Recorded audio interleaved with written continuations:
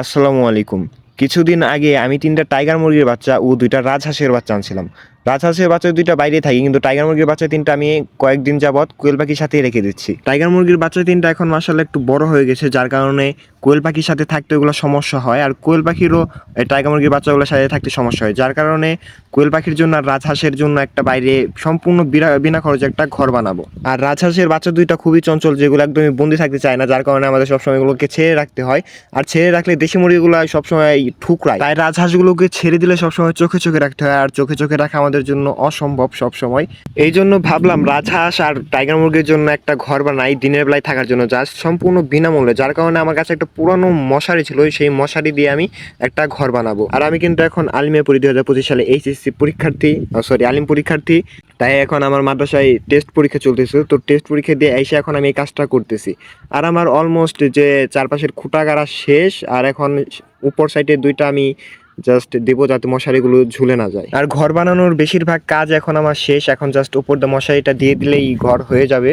আর রাজহাঁসগুলাকে আমি এখন দুপুরের খাবার দিচ্ছিলাম, এখানে আমি খাওয়াচ্ছিলাম হচ্ছে ফিট।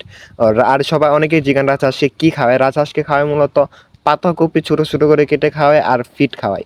এই ২টা খাবারের বেশি খায়, আর অনেক বেশি পরিমাণে পানি খায়। এরপর গোসল টোসল করে খাওয়া দাওয়া করে আসরের নামাজ পড়ে এখন আমি মশারিটা টানিয়ে দিচ্ছি। মশারিটা টানানি শেষ হলে আমি রাজহাঁস আর টাইগার মুরগিগুলোকে এগুলোর ভেতরে ছেড়ে দেবো। তার আগে আমি ভালোভাবে মশারিটা টানিয়ে নিয়েছিলাম। প্রথমে তো আমি ভয়ে ছিলাম যে মশারিতে হয় নাকি, মনে হয় মশারিটা ছোট হয়ে যাবে। তারপর দেখি না, আলহামদুলিল্লাহ সব কিছু ঠিকঠাক আছে। অবশেষে ঘর বানানোর কাজ সম্পূর্ণটা শেষ। এখন আমি প্রথমে রাজহাঁসগুলোকে ঘরে দেবো, তারপর টাইগার মুরগিগুলোকে দেবো। রাজহাঁসগুলোকে অনেক চঞ্চল, এগুলোকে ধরতে অনেক কষ্ট হয়েছে। প্রথমটা ধরে সহজেই দিছি, কিন্তু পরেরটা সহজে ধরতে পারি নাই। এটার পেছনে অনেকক্ষণ দৌড়াইতে হয়েছে ধরতে গিয়ে, তারপর এটাকে ধরতে পারছি। এরপর রাজহাঁসগুলোকে পাতাকপি খাবার দিয়ে আমি চলে গেলাম টাইগার মুরগিগুলো আনতে। আর আমার কোয়েল পাখিগুলোর ঠান্ডা লাগছে ২ দিন যাবত, অ্যান্টিবায়োটিক খাওয়াইতেছি। অ্যান্টিবায়োটিক খাওয়ালে নাকি ৩ দিনের আগে কাজ করে না। পাখিগুলো এখন ২ দিন ধরে খুবই অসুস্থ, খাবার কম খাইতেছে।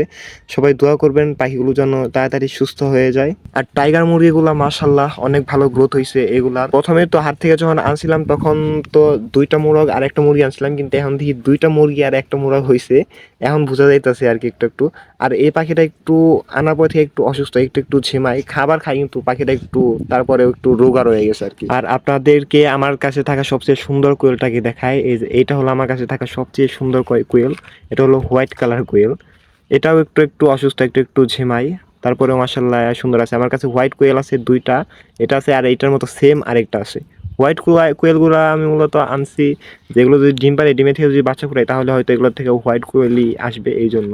আর ডিম একটা ভেঙে গেছে, পাখিগুলো অনেক বেশি তো এই জন্য পাড়াপাড়ি করলে এগুলাই ভেঙে ফেলে ডিম। এরপর টাইগার মুরগিগুলোকেও এখানে এনে এটার ভেতরে ছেড়ে দিলাম। টাইগার মুরগিগুলোকে দেওয়ার পর তারপর এখানে পানি দিয়ে দিলাম, তারও একটু পরে ফিডও দিয়ে দিচ্ছি। এই ভিডিওটা নেওয়া হয় নাই। এরপর হাঁস আর টাইগার মুরগিগুলো দেখি ভেতরে খুব ভালোই আছে, এগুলো নিজেদের মতো খুব ফ্রেন্ডলি ভাবে আছে।